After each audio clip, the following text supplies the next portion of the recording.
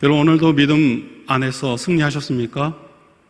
기도로서, 말씀으로서, 그리고 찬양 가운데 하나님의 위로하심이 여러분 삶 가운데 충만 있게 하심의 은혜가 있을 줄 믿습니다. 여러분, 예루살렘 초대교회는 말씀과 기도로 불같은 성령의 역사로 큰 부흥을 이루고 있었습니다. 성도들이 많아지고 유대인들조차 성도들과 교회를 칭송했습니다. 조금만 더 있으면 모든 유대인들이 예수님을 믿고 구원받을 것만 같았습니다. 그런데 그러한 예루살렘 초대교회에 갑자기 큰 환란이 닥쳤습니다. 스데반 집사가 복음을 전하다가 예루살렘 한복판에서 순교를 당하고 이를 기점으로 유대 종교지들의 무자비한 박해가 시작됐습니다. 성도들은 무력으로서 맞서지 말라는 예수님의 가르침을 따라 박해를 피해 뿔뿔이 흩어져야 했고, 예루살렘 초대교회는 존립조차 뿌리채 흔들리게 되었습니다. 하지만 이러한 교회의 위기는 오히려 절망의 자리에서 새로운 희망을 품는 동기가 되었습니다. 흩어진 성도들의 좌절과 슬픔으로 주저앉지 않고 오히려 가는 곳마다 복음의 씨앗을 뿌렸습니다. 그리고 마침내 이방인 선교의 중심지가 되는 안디옥 교회가 탄생하게 되었습니다. 19절에 이렇게 말씀하십니다. 그때 스데반의 일로 일어난 환란으로 말미암아 흩어진 자들이 베네게와 구브로와 안디옥까지 이르러 유대에게만 말씀을 전하는데, 여기서 흩어지다는 말은 헬라어로 디아스페이로 흩어 뿌리다, 널리 퍼뜨리라는 의미를 가지고 있습니다. 우리가 잘 아는 디아스포라 유대인이라는 말도 단어에서 유래되었습니다. 디아스포라는 흩어 뿌림이라는 뜻입니다. 하나님께서는 범죄한 이스라엘 백성들을 아수르와 바벨론을 통해 세계 곳곳으로 흩으셨듯이 예루살렘 교회 성도들 또한 유대교회의 박해를 통해 세계 곳곳으로 흩으셨습니다. 물론 하나님께서 예루살렘 초대교회 성도들을 흩으신 것은 그들이 죄를 범했기 때문 아니었습니다. 그러나 이유가 무엇이든 박해를 피해서 타국으로 흩어진 성도들은 매우 큰 고난을 받을 것입니다. 자기 의지와 아니라 대적들의 박해 때문에 삶의 기반을 포기하고 난민처럼 타향으로 피신하여 살아가는 것은 그 자체가 고통이고 괴로움이었을 것입니다. 그리고 그것이 자기 잘못 때문이 아니라 그래도 어떻게든 견딜 수 있었을 것입니다. 그런데 그들은 잘못한 것이 없습니다. 단지 순전한 마음으로 예수를 믿고 착하고 정직하게 산다는 이유로 이러한 고난을 당했습니다. 그러나 당시 성도들은 얼마나 억울하겠습니까? 그런데 이들을 통해 어떤 일이 일어났습니까? 그들의 발길이 닿는 곳마다 복음이 전파되었습니다. 특히 안디옥은 당시 로마 제국에서 세 번째로 큰 도시였는데 그곳에 최초로 이방교회가 세워졌습니다. 그리고 안디옥 교회는 아시아와 유럽 대륙은 물론 로마에까지 복음을 전하는 선교 본부 역할을 담당했습니다. 그리고 당시 소아시아와 유럽 교회 대부분 안디옥 교회가 세웠습니다. 그런데 이런 놀라운 일은 자발적인 결단과 용기로 복음을 전한 성도들에게 의해서 이룬 것이 아니라 환란을 피해 어쩔 수 없이 흩어진 성도들에게 의해서 이루어졌다라는 것입니다.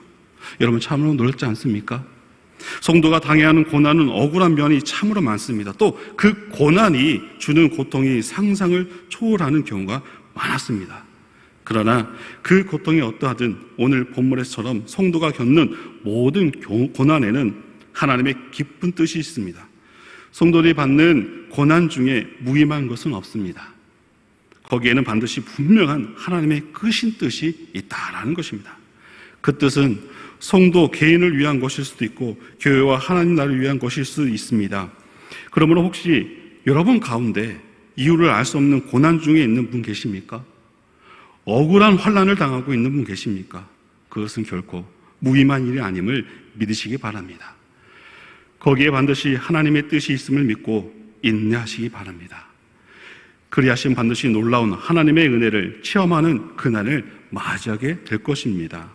여러분, 하나님 계획의 중심에서 있음을 발견하게 될 것이고 오늘 이러한 믿음의 비밀을 받아들이는 여러분 되시기를 간절한 마음으로 소망합니다. 여러분, 헬레인에게 주 예수를 전파했다는 말씀이 있는데요. 당시 헬라인들은 헬라 철학이 상징하듯이 자신들의 지식에 대한 자부심이 대단한 사람들이었습니다.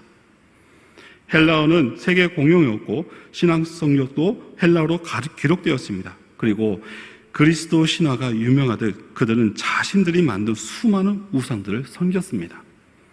그러한 그들이 인간의 이성으로 도저히 이해할 수 없고 받아들일 수 없는 십자가 복음을 받아들이는 것은 있을 수 없는 일이었습니다. 그런데 하나님의 손에 함께 하심에 그들의 복음을 받아들이는 기적이 일어났다 말씀하십니다. 여러분, 이처럼 아무리 불가능한 일이라도 하나님의 손에 함께 하시면 모든 것을 할 수 있습니다. 예수님께서 마태복음 19장 26절에서 부자가 하나님 나라에 들어가는 것이 낙타 바늘구멍으로 들어가는 것보다 어렵다고 말씀하셨습니다. 여러분들은 그것을 통과하신 분들입니다. 아니죠? 아직은 아니죠. 여러분, 천국 가기가 낙타가 바늘구멍으로 들어가기까지 어렵다 합니다. 그런데 이 이야기의 결론은 무엇입니까? 19장 26절에 예수께서는 사람으로는 할 수 없으되 하나님으로서는 다 할 수 있느니라고 말씀하셨어요. 여러분, 하나님은 어떤 일도 능히 다 할 수 있는 전능하신 분입니다. 그래서 예수님께서는 마가복음 9장 23절에서 할 수 있거든지 무슨 말이나 믿는 자에게는 능히 하지 못할 일이 없다라고 했습니다. 그러므로 여러분, 자신의 능력으로 도저히 감당할 수 있는 문제가 앞에 놓여 있습니까? 전능하신 하나님께 구하시기 바랍니다. 하나님을 의지해 모든 일을 행하시기 바랍니다. 그리하시면 반드시 하나님의 크신 능력을 보게 될 줄 믿습니다. 믿음의 여러분들이 바라는 것은 눈으로 보게 되는 능력이 있다라는 것입니다. 그것이 불행이든 모든 상황 속에 구원의 기쁨을 누릴 수 있게 하는 힘이 있다라는 것입니다. 세상에는 안 되는 일이 없습니다. 다만 믿음이 없을 뿐이고, 그리고 믿음은 하나님의 선물일 줄 믿습니다. 자기 죄를 하나님께 낱낱이 고백하고 하나님의 말씀대로 살기를 결단한 사람들에게 주어지는 하나님의 선물입니다. 오늘 믿음으로 하나님이 손이 함께 하시는 기적을 이루기를 결단하는 여러분 되기를 소망합니다. 여러분, 하나님이 도와주시면 모든 일이 이루어진다라는 것입니다. 그럼 우리에게 있어야 될 것은 말한 것처럼 믿음입니다. 그리고 그 하나님의 선물, 그 은혜의 그 모든 상황 가운데 응답을 하나님께 온전히 맡긴다라는 것입니다. 여러분, 계속해서 우리는 알고 있잖아요. 내 기도가 응답되지 않는 것 또한 하나님의 은혜라는 것입니다. 자족하는 은혜가 있어야 된다라는 거예요. 우리는 하나님이 함께 하시고 하나님이 더하시고 우리가 모든 상황 가운데서도 그럼에도 불구하고 라는 것에 있어서 더 뛰어넘은 그리 아니하실지라도 라는 그 믿음을 향하여 날마다 주님을 의지하는 믿음이 있어야 될 줄 믿습니다. 왜냐하면 나의 모든 일어섬을 또한 내 모든 삶의 처음과 끝을 주관하시는 하나님 되시기 때문입니다. 하나님께서 하셨습니다라고 하면 어떻습니까? 마음 가운데 모든 위로가 있어요. 근데 내가 해야지, 내 계획대로 해야지, 내가 말한 대로 해야지 라는 것에 있어서 어떻습니까? 안 되면 시험거리예요. 근데 그것이 처음부터 기도로 시작하고 하나님이 주관해 주실 거야 라면서 믿음으로 그것을 준비하고, 근데 그 준비되며 이루시고 또한 응답하시는 그 나의 믿음의 눈으로 바라봄에 있어서 우리는 어떤 마음이 듭니까? 믿음이 더욱더 성숙을 이루어요. 그리고 더욱더 하나님께 간절히 기도해요. 그리고 나의 연약함 가운데 일하시는 주님께 찬양으로 예배로 감사하는 우리의 신앙의 모습이 점점점 성숙돼 가는 것입니다. 사랑하는 새성教여러분, 우리는 믿음이 자람에 있어서 여러분 스스로가 말씀을 더 의지하고 있는지, 그리고 더 주님 앞에 기도를 앞세우고 있는지, 나와 함께 모든 이들과 함께 화평을 이루면서 주님 앞에 더욱더 예배하는 그 자리 가운데 하나 되는 그 경건함 속에 사는 우리 새소망교회 모든 성도 되기를 소망합니다. 여러분, 바나바는 가난한 사람들을 돕기 위해 자신의 밭을 팔아 교회에 헌금한 헌신적인 인물이었다고 합니다. 그의 이름의 뜻처럼 위로의 아들이었다고 합니다. 그리고 24절에 바나바를 가리켜 착한 사람이요 성령과 믿음이 충만한 사람이라고 소개하는데요. 여기서 착하다는 말은 성품이 온화하다는 의미를 넘어서 하나님의 선하심을 닮아 다른 사람의 유익을 구하고 공동체를 세우는 사람이라는 뜻을 가지고 있다라는 것입니다. 여러분, 바나바와 같이 온화한 마음 가운데 여러분들이 하나님의 일을 하면서 정말 그 선하심, 하나님 바라볼 때 하나님의 선하심을 닮아가는 그런 바나바 같은 인물이 됐으면 좋겠어요. 그래서 우리 교회 모든 성도들이 바나바처럼 다른 사람을 섬기고 도와줄 때 그 선함과 함께함에 있어서의 그 착함이 모든 이들에게 귀감이 됐으면 좋겠다라는 것입니다. 여러분, 무슨 일을 함에 있어서 여러분 어떻게 합니까? 같이 하기를 원하시죠? 근데 그 같이 함에 있어서 우리는 어떠한 마음을 품어야 될까요? 너와 나의 생각이 합해지기를, 그리고 협력한 가운데 기쁨이 넘치기를, 그를 통해서 함께 하시는 하나님께서는 더 큰 은혜와 더 큰 행하심을 우리가 함께 목도할 수 있게 되어진다라는 것입니다. 여러분, 헌신과 섬김 안에는 그리스도의 사랑이 충만할 줄 믿습니다. 그렇게 그는 유대인임을씀에도 이방인들이 구원받는 것에 대하여 아무런 편견 없이 받아들일 만큼 인격이 된 사람이었습니다. 그리고 이러한 그의 훌륭한 인격이 결정적으로 나타나는 것은 25절, 바나바가 사울을 찾으러 다소에 가서라는 말씀이 있습니다. 그는 안디옥 교회를 폭발적으로 성장하자 자기 혼자 힘으로 감당 없음을 깨닫게 되었습니다. 그는 교만하게 자신의 자리를 지키려 하지 않았습니다. 겸손하게 동역자를 찾았습니다. 그것도 고향 다소에 가 있던 사울을 직접 찾아갔습니다. 그리고 자기 목회하는 안디옥 교회로 초청하여 그와 함께 동역했다라는 것입니다. 그러나 당시 사울은 회심한 지 얼마 안 된 초신자에 불과했습니다. 반면 바나바는 초대교회의 핵심 인물이었습니다. 예루살렘 교회가 안디옥 교회의 목회자로 파송할 만큼 성도로부터 인정받는 인물이었다라는 것입니다. 인간적으로 볼 때 두 사람의 동력은 균형이 맞지 않았습니다. 그런데도 바나바는 직접 사울을 찾아가 그를 동역자로 초빙했습니다. 그리고 이렇게 해서 사울은 박해자의 멍에를 벗고 이방인들을 위한 사도로서의 길을 걸어갈 수 있게 되었습니다. 만일 이러한 바나바의 배려가 없었다면 사울이 아무리 똑똑한 사람이라도 위대한 사도가 될 수 없었을 것입니다. 그러므로 여러분, 바나바는 재능에 있어서는 사울에게 못 미치는 인물일 수 있습니다. 그러나 인품은 참으로 큰 인물이었습니다. 그는 직접적으로 위대한 업적은 남기지 못했지만 그러한 큰 인품으로 사도 바울로 불러오게 된 사울과 같은 사역자를 발탁함으로써 복음 전도에 큰 위협을 남겼다라는 것입니다. 여기서 우리는 한 가지를 배울 수 있습니다. 함께 함을 통해서 누구를 세울 수 있어요?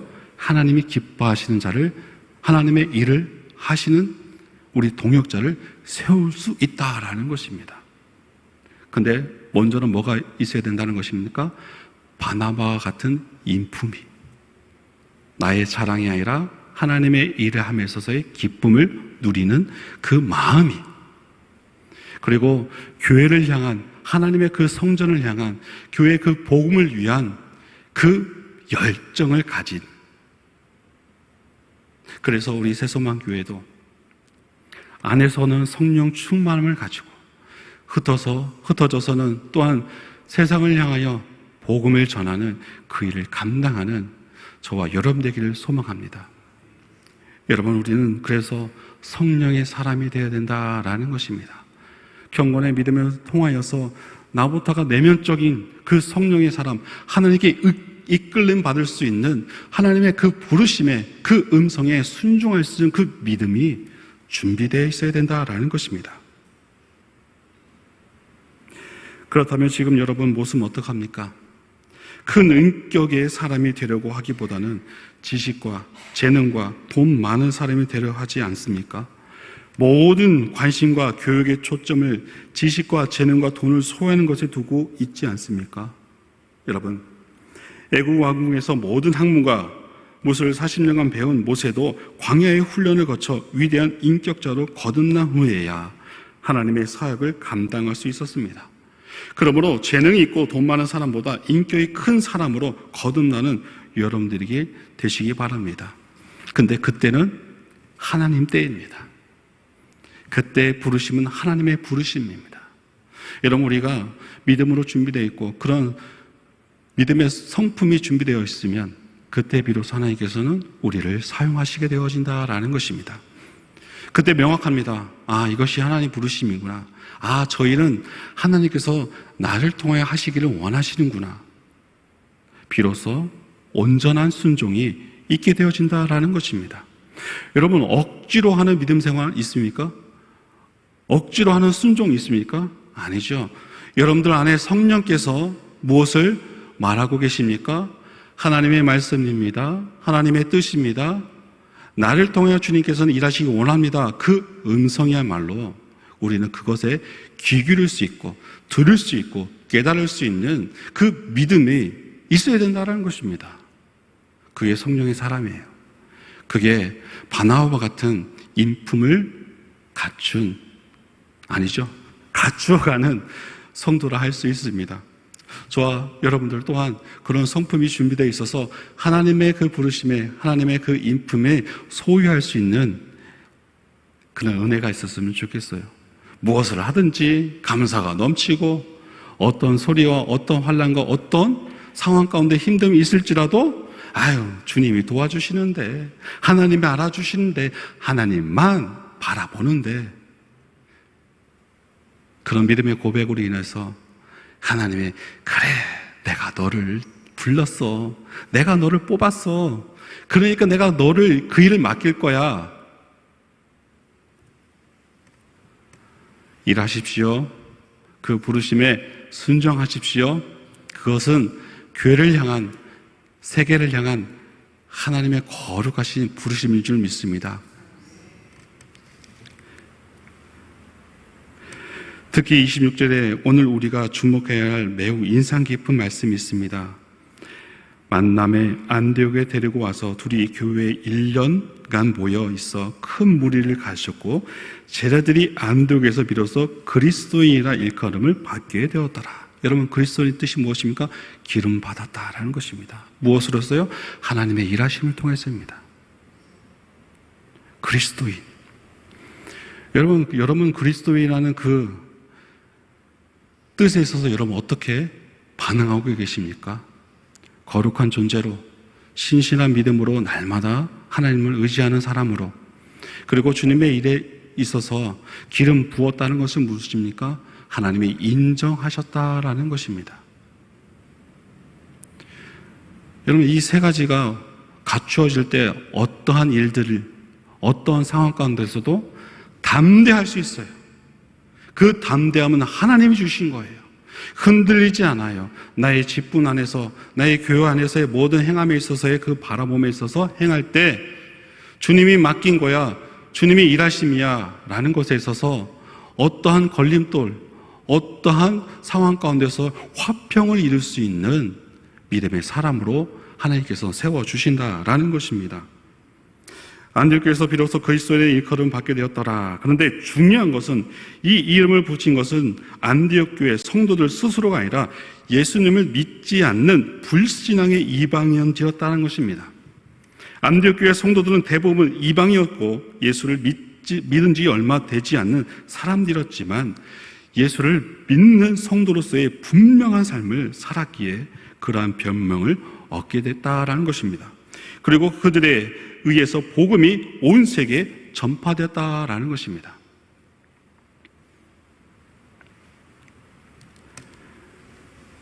여러분, 행할 수 없는 사람이 그 일을 행했다라고 생각하시면 됩니다. 이방인들에게 주의 복음이 들어가는 건 말도 안 돼. 누구의 시선이었습니까? 유대인들의 시선이었어요. 아니, 이방인들에게 하나님의 은혜가? 아니, 우리 유대인들에게만. 근데 예수님께서는 계속해서 외쳤습니다. 모든 이들에게 하나님의 은혜가, 하나님의 복음이 전해진다라는 것입니다. 여러분 또한 누군가에게 복음을, 누군가에게 하나님에 대하여 듣고서 영접했던 분들일 줄 믿습니다.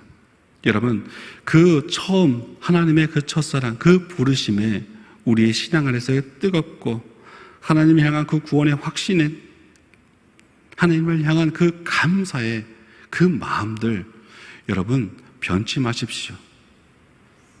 근데 그것이 때때로는 흔들릴 때가 있습니다. 그것이 변질될 때가 있다라는 것입니다. 내가 주님보다는 세상을 향할 때, 내가 주님께 감사하기보다는 사람의 인정을 받을 때, 내가 말씀 앞에 겸손해질 때 아닌 세상으로부터의 인정을 받을 때 흔들리게 되어진다라는 것입니다. 내 마음의 중심에 성령의 이끌림을 받고 있는지, 내 마음 중심 가운데 주의 음성을 듣기를 경건의 믿음의 생활 속에서 성령 충만을 행하고 있는지, 그것입니다. 여러분, 말씀 듣기를 열심히 하십시오. 섬김과 그 봉사의 자리에서 우리의 땀 흘림이 왜 필요합니까? 나보다 남을 섬길 수 있는 그런 믿음의 선한 마음이 있기 때문에 우리는 섬길 수 있고, 우리는 봉사의 그 자리에 하나님이 보시든 하나님이 안 보시든지 내 마음 가운데 기쁨으로 감당할 수 있는 하나님의 그 사랑과 기쁨이 충만하시기를 간절히 소망합니다. 그래요. 내 마음에 기쁨이 없으면 뭔들 기쁨이 올까요? 그죠? 근데 그리스도인입니다. 그리스도인입니다. 하나님이 인치시고 하나님이 기름 부으신 하나님의 은혜 받는 그리스도인입니다. 우리는 하나님 알지 못하는 자들보단 더 주의 말씀 앞에, 그리고 더 섬김과 사랑 앞에 본이 되는, 실천하는 그리스도인입니다. 오늘 이 말씀을 통해서 여러분들에게 각자 하나님의 어떤 음성이 들릴 줄 모르겠지만, 나는 그리스도인으로서 하나님의 빛과 소금의 역할을 감당하고 있는지, 세상을 향하여 주의 복음을 전하고 있는지, 나에게 주어진 모든 상황 가운데 열심히 있는 열정이 식지 않기를 무릎 꿇는, 기도하는 내 믿음의 삶인지, 다시금 말씀 앞에 여러분의 삶을 되돌아보는 은혜가 있기를 소망합니다. 여러분, 하나님께 귀 쓰시는 사람은 어떤 사람입니까?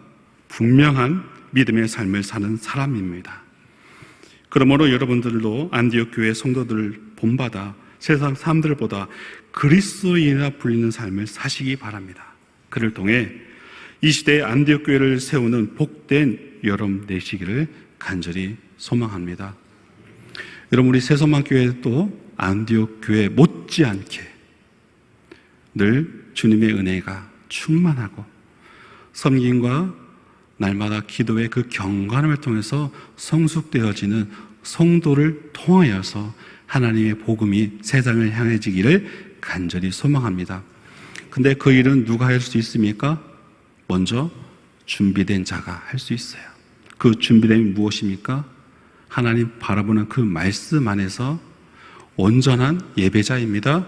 온전한 청지기입니다. 그리고 온전한 그 사랑의 마음, 선한 마음 가운데 바나바처럼 사람을 세우고 바나바처럼 그 겸손하게 그 주의 일을 묵묵히 행하는 자, 그런 믿음의 성도가 주의 일을 감당케 하실 줄 믿습니다.